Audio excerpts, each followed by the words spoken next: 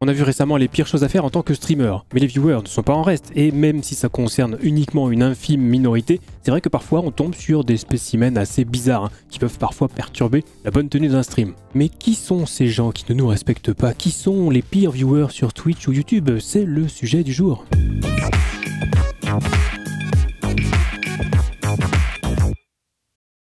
Hello YouTube, c'est Tom, bienvenue sur cette chaîne entièrement consacrée au streaming, plus d'une centaine de vidéos à parcourir avec des tutos, des conseils, des tests de matériel, et donc aujourd'hui on va parler d'une catégorie de viewers qui dérange, on va rester poli. Mais juste avant, petite promo pour le sponsor de cette vidéo qui est Owned, qu'on embrasse. Owned.tv, c'est le site pour tout ce qui est overlay, alerte de stream, vous connaissez, mais on trouve aussi des bannières, des avatars, des panneaux de chaîne Twitch. Vous pouvez tout acheter séparément, mais vous avez aussi des packs complets prêts à l'emploi, la plupart du temps ils sont modulables, ça veut dire que si votre pote achète le même pack que vous pourrez quand même vous démarquer entre vous. Exemple avec le pack de stream Zero Absolute Gaming, entièrement créé en partenariat avec Owned. Et si vous réalisez vos achats sur Owned.tv en passant par mon lien affilié qui se trouve dans la description juste en dessous, je toucherai une petite commission et en prime avec le code TOMTOM, vous aurez 50% de réduction sur toute la boutique. Et je remercie d'ailleurs au passage tous ceux qui passent par mon lien pour faire leurs achats, ça me soutient vraiment énormément. Et donc pour en revenir au sujet, je suis quasiment sûr que vous avez croisé au moins un type de viewer que je vais lister aujourd'hui. Et si c'est le cas, n'hésitez pas à le balancer dans les commentaires, qu'on rigole un petit peu. Et on va démarrer avec le premier type de viewer qui dérange. Celui qui spoil. Oui, le spoil, c'est quand quelqu'un vous dit à l'avance ce qui va se passer dans un film, une série, ou dans notre cas, un jeu vidéo. Vous êtes peinard en train de découvrir un jeu en stream, et là, il y a un gars qui arrive et qui commence à parler du jeu. Il dit qu'il aime bien, que c'est le meilleur jeu auquel il ait joué de sa vie, et d'un coup il commence à parler de la suite du jeu, que du coup on n'a pas encore vu. Alors de temps en temps il essaie de se rattraper un petit peu aux branches en sortant un petit « Ah pardon, je croyais que t'étais bien plus avancé que ça dans l'histoire ». Bah non en fait mec, on découvre le jeu là. Ce genre de personnes qui spoil, en fait on a l'impression que c'est plus fort qu'eux, qui sont obligés de révéler la suite sinon ils vont passer une sale journée. Donc ce message s'adresse à tous ceux qui pratiquent cette discipline, le spoil provoque la fonte des glaces, faut pas faire ça. Enfin je sais pas pour vous, mais personnellement c'est quand même super rare de croiser une personne qui dit que le spoil ne le dérange pas, ça existe mais en général personne n'aime trop ça quoi. Donc chers viewers, s'il vous plaît, retenez-vous.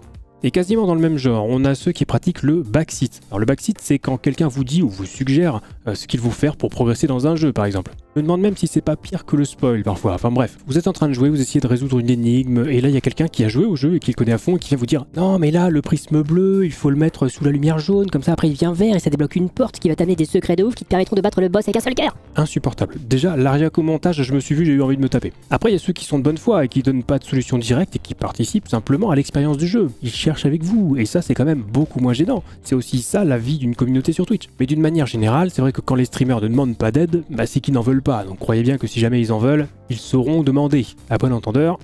Ensuite on a le sub mais qui se lâche. Parfois, ça arrive rarement, tant mieux, mais parfois on a quelqu'un qui est tranquille, voire un habitué du chat, et dès qu'il s'abonne, il change. Alors en général ça se fait progressivement, mais au final c'est comme s'il avait bu un bol de confiance et il pense qu'en devenant sub à la chaîne, il est devenu intouchable. Et il commence à oser de plus en plus. Ça commence avec des petites blagues pour finir avec des insanités, finalement sombrer dans le mauvais goût en se lâchant complètement. Alors spoiler alerte, personne n'est intouchable, sub, VIP, streamer partner, si tu respectes pas les règles du chat, tu dégages, au final. C'est quand même pas compliqué de voir comment ça se passe sur un chat Twitch quand t'arrives sur une chaîne. Donc pourquoi vouloir pourrir l'ambiance là? Après là aussi, ça peut être volontaire comme ça peut ne pas l'être. Bon, là n'est pas la question, les règles s'appliquent pour tout le monde, quel que soit le statut, c'est comme pour les hommes politiques.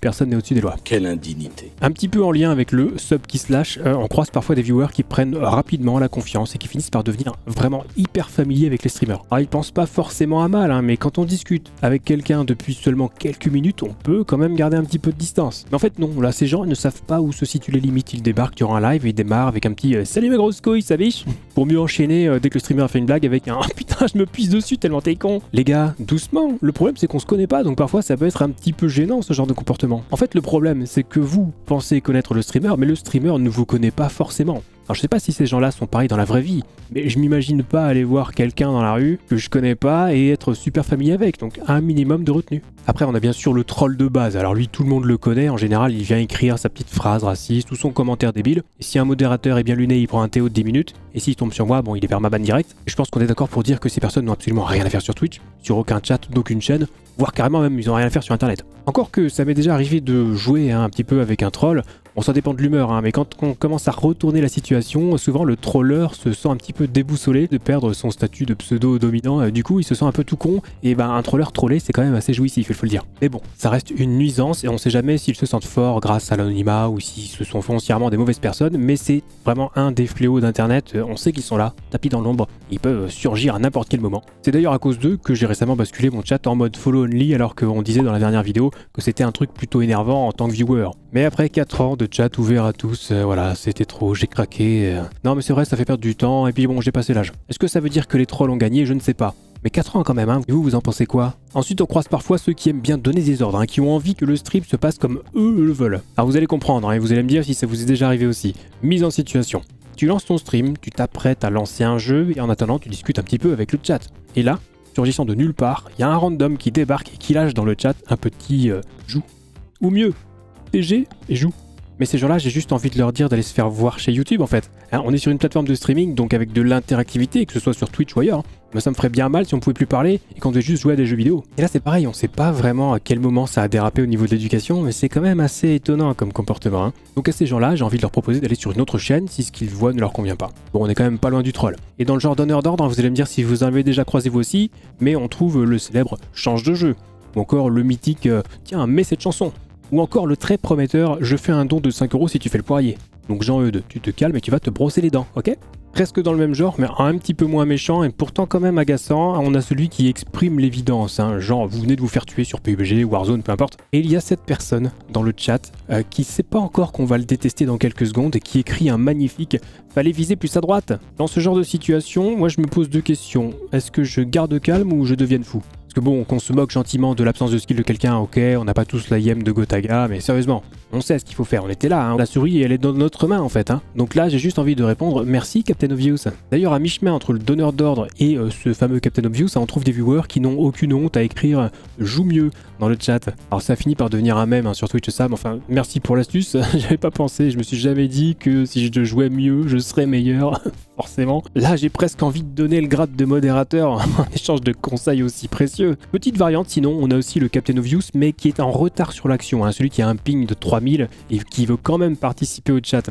Il est là en train d'écrire « Attention à droite, vas-y, fonce, recharge ton gun !» Sauf que la partie, elle est finie depuis 5 minutes et on est déjà en train de sauter en parachute. Bon, lui, on lui en veut pas, il doit se sentir un petit peu exclu, d'ailleurs le pauvre, hein, on l'embrasse. Donc non, je ne t'en veux pas, toi qui regardes le stream en 360p avec un ping de 1998. Et en vrac, sinon, on a aussi d'autres types de viewers que je vais pas détailler plus que ça, mais vous me direz si vous en avez déjà croisé aussi. Déjà, on a ceux qui se prennent pour des modérateurs. Ils animent le chat, hein, ils tapent toutes les commandes du bot quand le streamer les annonce, ils engueulent les autres quand ils estiment qu'ils vont trop loin. Bon, si ça va pas trop loin, justement, au final, c'est plutôt sympa. Mais donc, catégorie pas vraiment méchante, mais bon, là, ils existent aussi, ceux-là. Ensuite, on a ceux qui veulent devenir à tout prix modérateurs. Ils sont venus 2 fois sur le stream et veulent déjà être modo. Après coup, on ne les revoit plus ou presque, donc je vois pas trop l'intérêt si c'est pour ne pas être là, mais bon, modérateur, c'est une position importante pour la bonne gestion d'un stream. C'est pas seulement un statut, sinon ça n'a aucun intérêt. Ensuite, on a ceux qui menacent de ne jamais revenir. Des fois, on est un petit peu sec hein, quand on répond à quelqu'un, ou on peut dire quelque chose qui est mal interprété. Ça arrive hein, qu'il y ait des gens qui annoncent publiquement dans le chat qu'ils sont déçus et qu'ils ne reviendront plus jamais sur la chaîne. Bon bah qu'est-ce que vous voulez que je vous dise? C'est comme ça, c'est triste, mais ça arrive. Et enfin on a ceux qui confondent Twitch et Tinder, hein. Eux ils sont uniquement là pour pécho, ils se fichent royalement du jeu ou du contenu, limite leur premier message c'est ASV, hein, façon caramel, la référence pour pantoufle. C'est surtout les streameuses qui subissent ça d'ailleurs. Moi j'avoue, de ce côté-là je suis plutôt peinard, et tant mieux, mais ça existe. Et enfin on a tous les autres, car vous avez bien compris que toutes ces castes de viewers entre guillemets ne représentent au final qu'une minorité. Heureusement. Et la majorité, c'est celle qui est là pour vous soutenir, que ce soit en participant au chat, en suivant votre chaîne, en s'abonnant ou tout simplement en regardant votre stream de loin. Et au final, bah, c'est eux qui comptent. Alors, je sais bien que des fois, c'est dur de gérer des viewers qui sortent un petit peu du lot, mais ça fait partie du taf de streamer. Et vos modérateurs sont là pour ça aussi. C'est d'ailleurs une des raisons pour lesquelles vous devez absolument vous entourer de personnes de confiance pour vous accompagner dans vos streams. Parce que des fois, bah, c'est vrai que ça discute un petit peu dans le chat et pile quand vous regardez, vous tombez sur le message qu'il fallait pas voir et qui va vous faire transpirer direct. Et ce message-là, en fait, il ne vaut rien. Alors je sais, c'est facile à dire. Moi aussi, d'ailleurs, ça m'arrive encore d'être touché par certains messages sur Twitch ou YouTube. Mais avec l'expérience, c'est de moins en moins compliqué à gérer, émotionnellement parlant. Donc le jour où vous ne vous sentez pas bien à cause d'une personne comme ça, allez simplement rejoindre toutes celles qui sont là pour vous, discuter en DM avec un collègue streamer, vous verrez que ça ira mieux. Voilà la petite astuce de Tonton Tom. Et si cette petite vidéo vous a plu, n'oubliez pas le petit pouce, l'abonnement à la chaîne et la cloche pour activer toutes les notifs. Et je terminerai en vous rappelant que si vous avez des questions ou que vous voulez simplement passer un bon moment, vous pouvez venir me voir dès que je suis en live sur Twitch, la porte est ouverte. Et si vous avez des questions techniques concernant le streaming, je vous invite à rejoindre le serveur Discord Zero Absolu Gaming. Lisez bien les règles pour déverrouiller les salons d'aide et on vous répondra au plus vite. Sur ce, c'est la fin de cette vidéo, on se retrouve très vite pour la prochaine et d'ici là, bon stream.